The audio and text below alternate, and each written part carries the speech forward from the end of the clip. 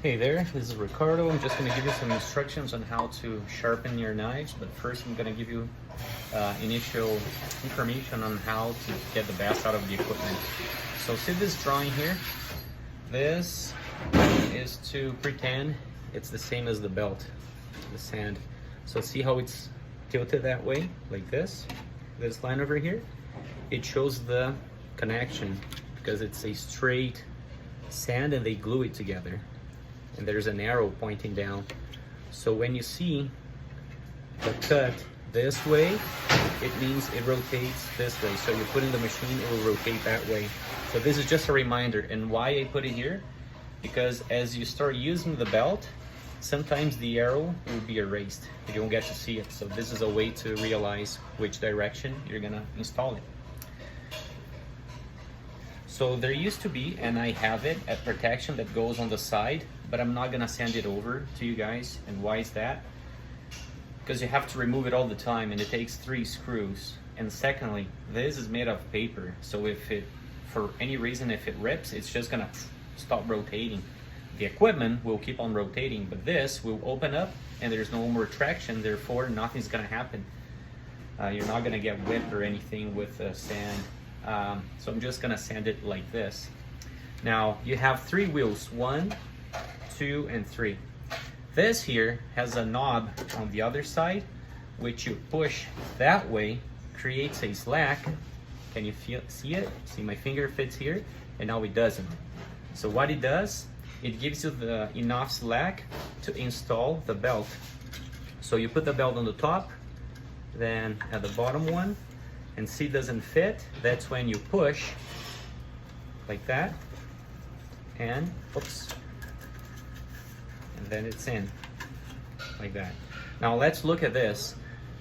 The sand is not entirely installed. See that there's parts that still needs to be pushed, so you just push it in like that. Okay, if you need, you can still push this wheel. There's a knob on the side which is gonna give you some slack, and that's done. Now it's nice, and now the good thing about it, it's self-balancing or centering. These wheels are kind of rounded on the top, so the 3 of them are, and what that does, it centers the belt right into the middle, so it's not gonna come off. That's a self-centering system. With this equipment, it goes down with the blade, okay? So it's really safe. Let's move on here. Grit number 40. By the way, speaking of such, you have different grits. The rougher the surface, the more material it will remove on the steel, okay?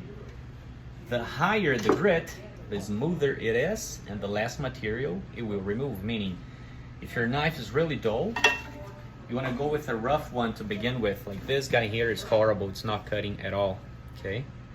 And it's always a good idea to grab a crappy knife to practice on before you go. It's a good one. See how old and different they are? They used to be the same. So I'm gonna start practicing and showing you how to do it on this one. So because the edge is kind of all rounded and there's all sorts of angles here, and it's normal. It's if sharpening was easy, we wouldn't be talking about this right now, and it's not. So I hope this machine will help you. So I will start with a really rough grit. This one is number 60. It will remove a lot of material just to create a new bevel, new angle. So right now, imagine this is the blade of the knife. Right now it's kind of like this, and I want to remove all this portion.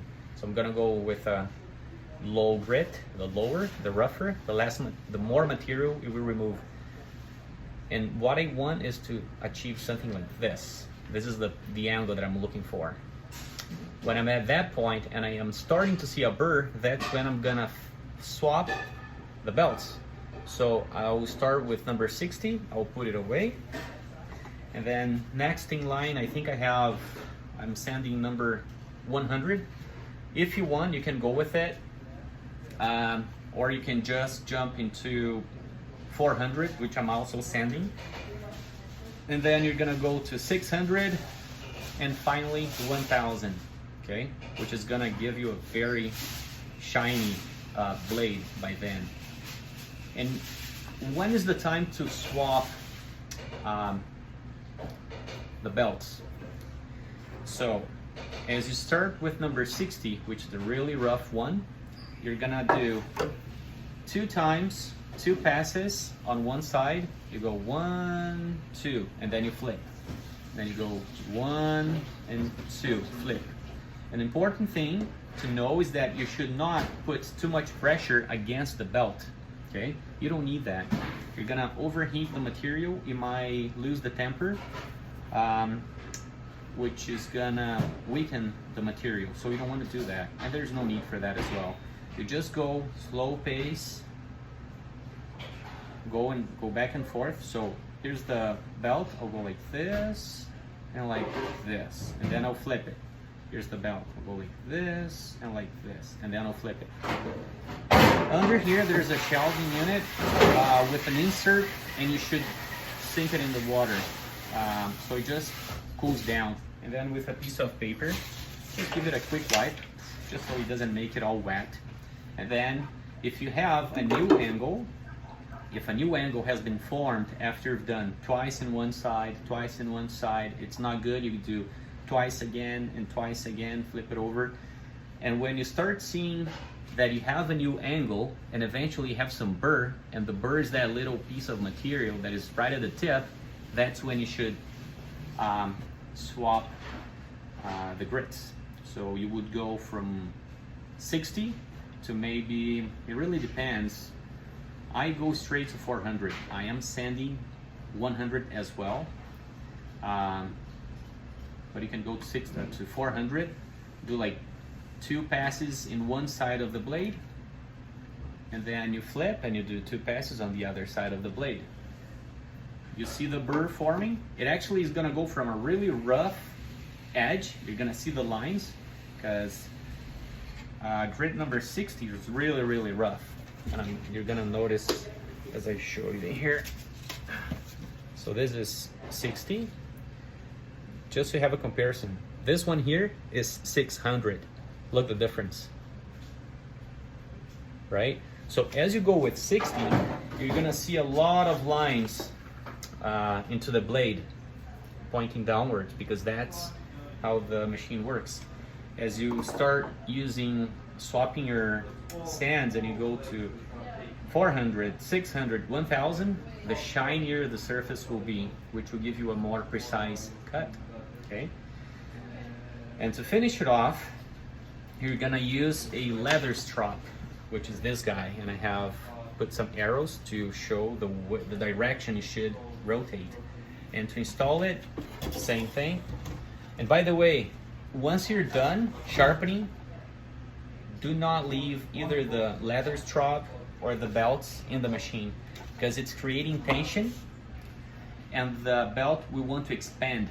So it's gonna be loosened in the device. So you don't want to do that. Once you're done, remove the belt or the strap, the leather strap, put it aside, and you're good to go next time.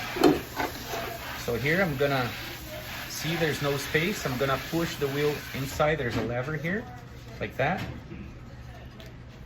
Just to give a quick adjustment. It's nice and centered. The equipment will spin that way, and the knife will come this way. Okay? Flip. Flip. With the strap itself, the demonstration I just did would be to actually a sand belt.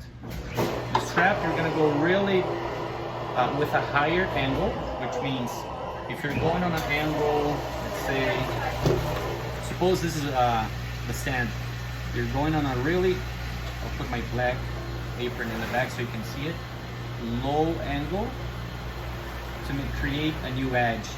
And you've been changing the belts.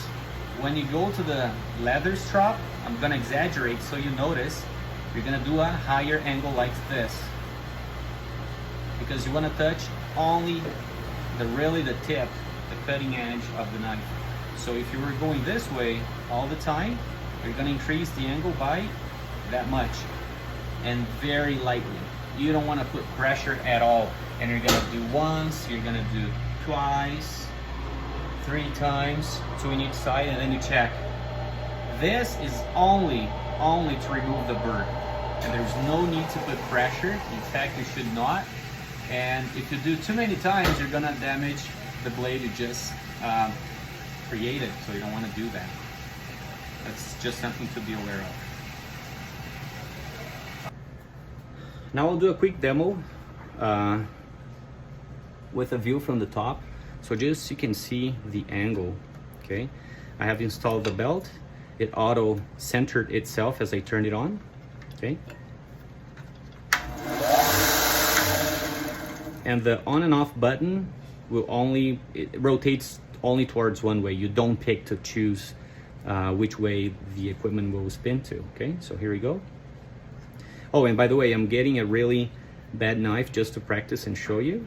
But I invite you to pay attention at the strokes that I give, the passes, and I don't put so much pressure, so follow along.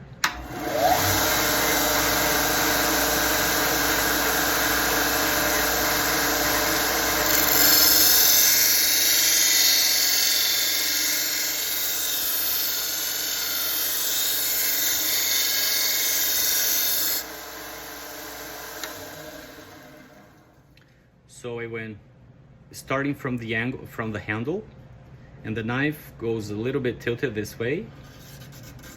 And then when it reaches the curve, the tip, I'll tilt it along, and then I'll make my way back. And there's really not pressure at all. You can see by how delicate I was holding the knife, which means I'm not putting too much pressure, okay? Now let's flip it because I was this way.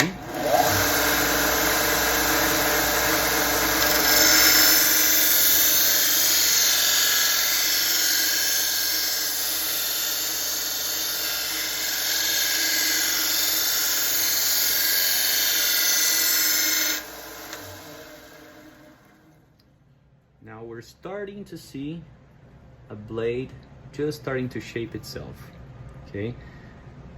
When you see it's really bright, it's because I've been cutting through the material.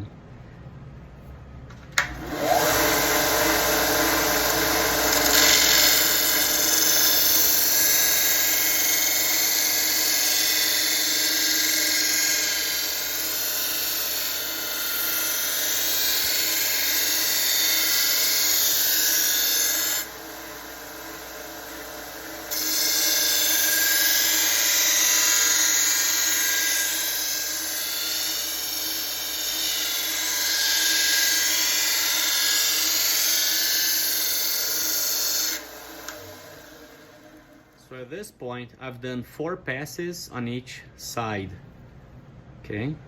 And it has not reached the tip yet. I'm just cutting through the sides of it, the bevel. So let's do more.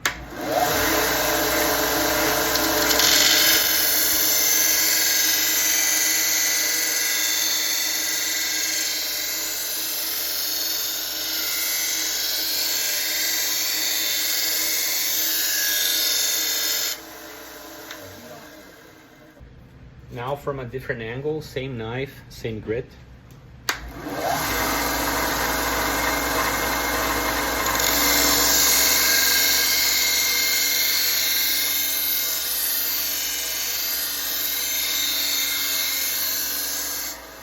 Flip.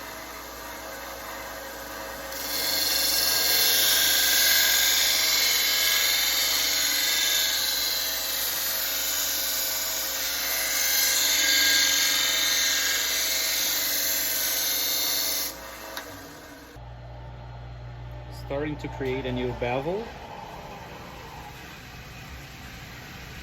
but I yet don't have a burr, and the burr is when I've done too many times on this side and on this side, and it becomes very thin that the blade bends over to one side and then bend over to the other side. That is the burr. That is when you swap belts. When the knife starts to warm up, have an insert with water. Now it's wet, just give it a quick wipe to cool it down. And keep on going.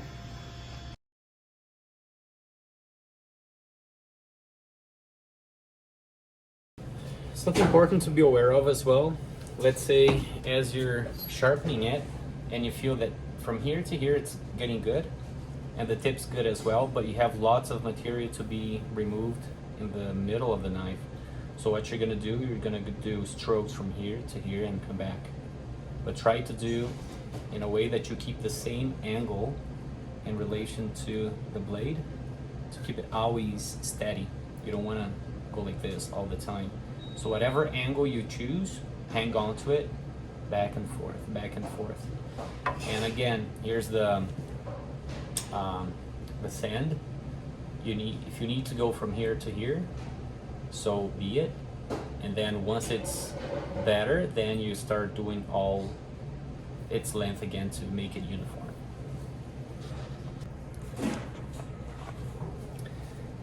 As you keep on sharpening it, on this one, this is the knife that I started, which was very dull.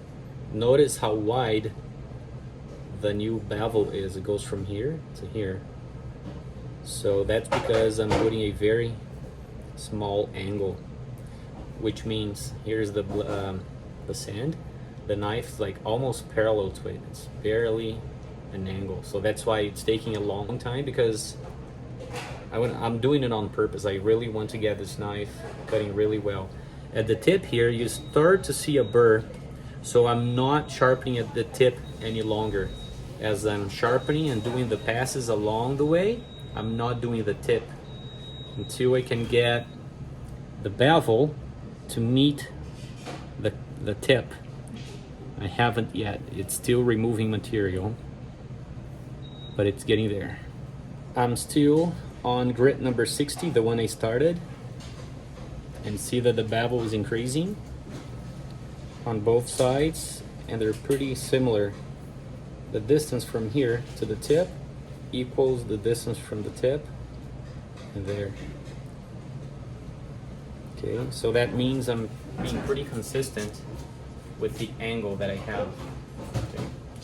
So at this point I'm gonna remove grit number 60, which is the one I was using,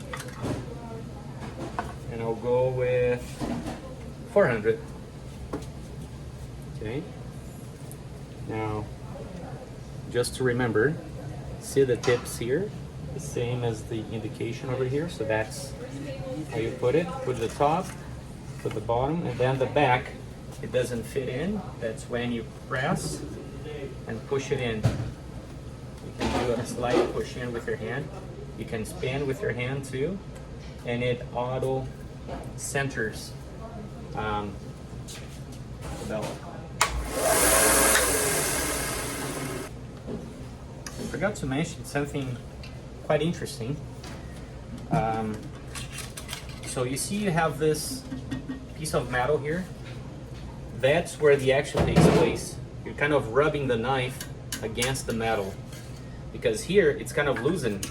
It's like this. So you don't want to put too much pressure. And I prefer using this because this works like a guide where I can really keep the same angle all along. And here's the metal part, which is this black piece here. So that's the area where you want to be rubbing, doing the passes with the knife. Thought I should mention that because you don't get to see it's behind, right? So see the space from here to the top, it's losing like that. So you want to work from the middle to the bottom. And then there's something funny that happens. I'm sure when you leave your car, you get a little shock, right, at the door. Same happens here. It's creating electrostatic, I don't know what you call it, electricity. So when you're up high here, your hand, which is grabbing the knife, gets too close to the tip, poof, there's a little shock that takes place. So if you're working down here, that doesn't work as much. That doesn't happen as much. In fact, it doesn't. I prefer to go bare hands because at every time that you're doing the passes, you're assessing the blade and seeing in what state it finds itself. So you can actually try and feel. If you feel the burr, that's when you have to swap the sand. If you have gloves on, you have to put it on, remove them, put it on, and so on. It'd be nice to have some eye protection, which I do, but I'm not using them. Again, this is like powder, but it's always good to have protection in that way. So I've done 400 and this one is 600.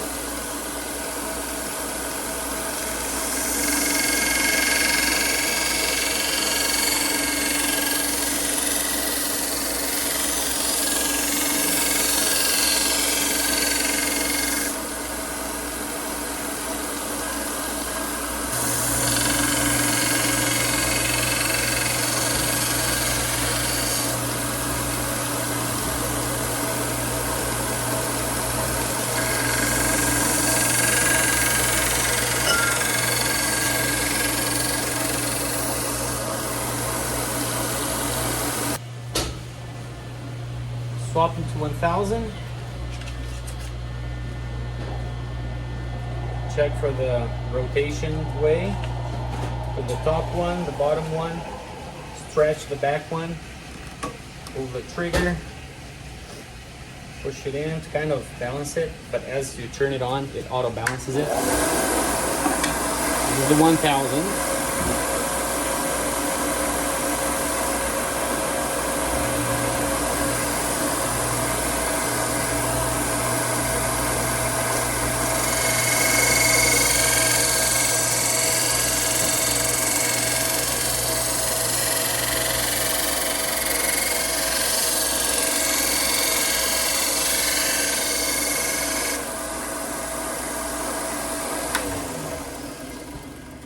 Important to mention that as you make your way up to the higher grit, which is leading it to the end of the sharpening process, the less pressure you're putting from the knife towards the belt. So more delicate of a pass you're doing, although steady and firmly, okay? That's pretty much it.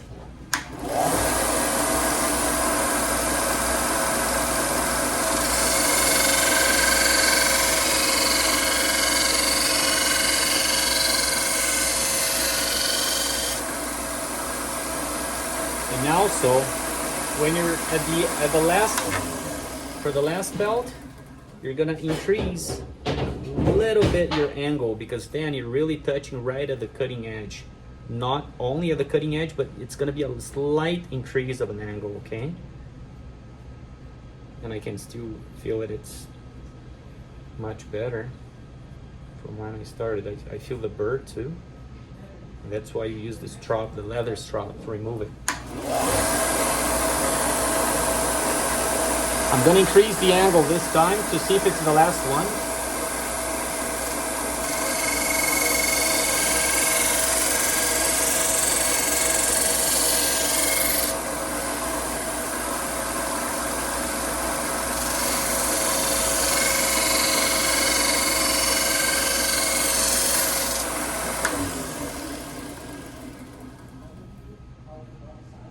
Oh yeah.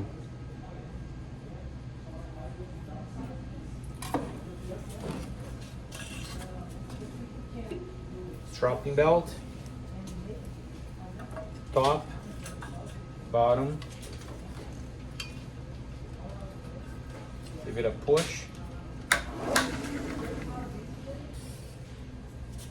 And whenever using the leather belt, this is the wax I was talking about. The whole thing is a polishing wax. So you just cut through a piece of paper, remove it, the tip. And what you do is the following. Turn it on. Done. That's it. Very lightly. You're going to increase the angle. Very little pressure. I don't know if you can see the burr down here. That should come off. No pressure.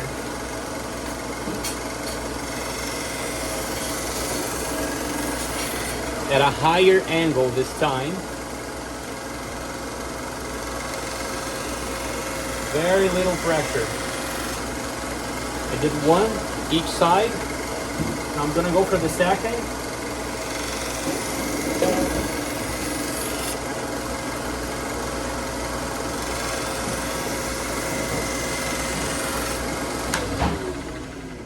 So I only did like twice each side.